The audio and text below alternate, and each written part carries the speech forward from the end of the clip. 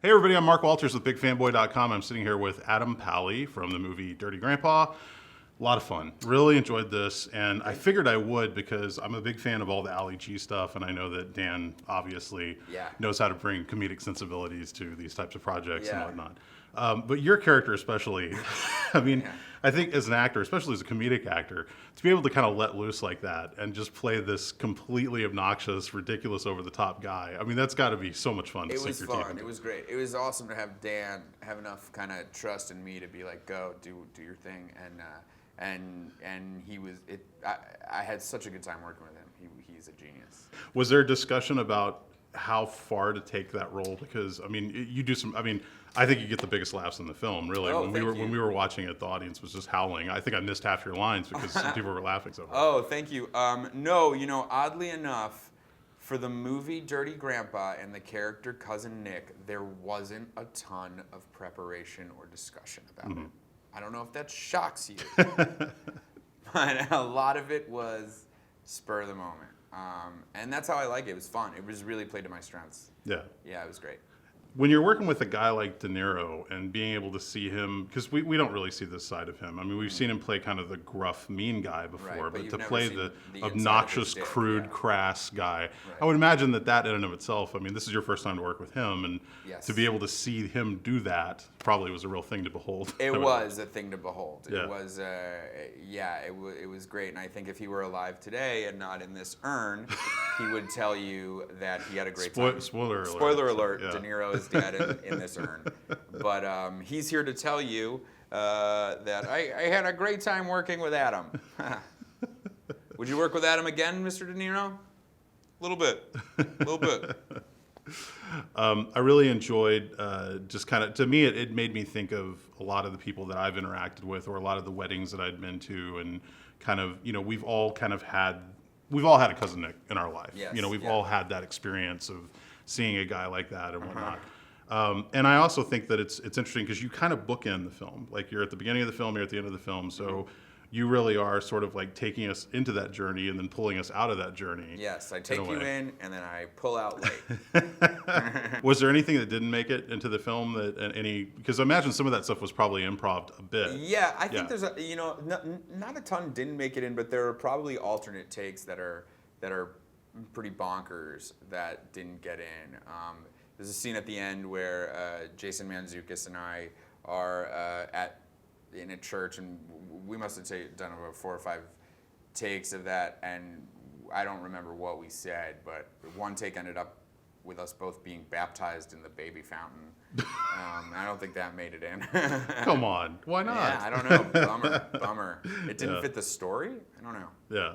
And was there any, I mean, obviously you said there wasn't much discussion about how to play the character, but was there discussion about the interaction between the characters and whatnot, like how you would want to interact with Julianne Hough and things like that? Yeah, I think a lot of it, certainly, Dan, I think, had a very clear idea of what he wanted in his head, and then I think Dan's amazing at kind of getting in the space and being with his actors and figuring out, well, maybe it's not exactly how I wanted it in my head, but this will work even better. And so there's a lot of adapting going on, and I think he was the best person to do that. Yeah. I'm going to pay you some lip service here because I've been a big fan of yours for a while. I still to this day use from episode 1 of Happy Endings whenever someone gets into that awkward mode of conversation. I'll do the here we go on the table. I just love your... I just want you to know the term lip service is negative. It's a negative connotation. Because what it means is... I was going to say something else, but I thought it would sound a little crass. No, I would prefer the crass, because when someone says, I'm going to pay you lip service, I believe the definition of that is like I'm just... I think you're right. It's spilling out. So if you want to pay me a comment, it would be, I'm going to kiss your ass. I'm going to kiss your ass. There we go. Much Much better. And we'll edit this. We'll re-edit this. Oh, so don't. Like, this is gold. This is comedy gold. Yeah. Well, I wanted to ask you, because, I mean, obviously you've done a lot of comedy work. How do you feel, or how hard is it to find the right balance when it comes to comedy? Because comedy's really changed over the years. I mean, both film and TV. And I think you've got a really good sensibility of how to, bring that comedic touch to a role. So like, what's the secret? What's the secret? Yeah, let's pull back the curtain on that for a second. Well, I think a couple things. I think you want to not be thinking too much about it. I think if you're analyzing it to the minute it can be very challenging to be funny because you're worried about what's going on. So you have to be kind of out of your head and free. And then I think you know, you can't be ugly. Like, you can be funny ugly, but you can't be like ugly. And so I'm lucky there because I'm very attractive. And Yes. then, I was about to say. And then I think you have to be. You can't be like white. You have to be somewhat ethnic. Right. Which is where I fall. Somewhere I'm like a swarthy Jew. So ambiguity in there. And then the biggest trick to being funny is to have a real hole in your heart that can only be filled by the laughter of strangers. And if you don't have that, I don't think you're going to make it. I also wanted to pay you a compliment. I really enjoyed your episode of the Late Late Show that thanks, you did the man. guest hosting on. I think you might have a career in hosting a talk show like that. Oh, If you that's wanna- very sweet. You're the only one that thinks that. But it was definitely fun. Yeah.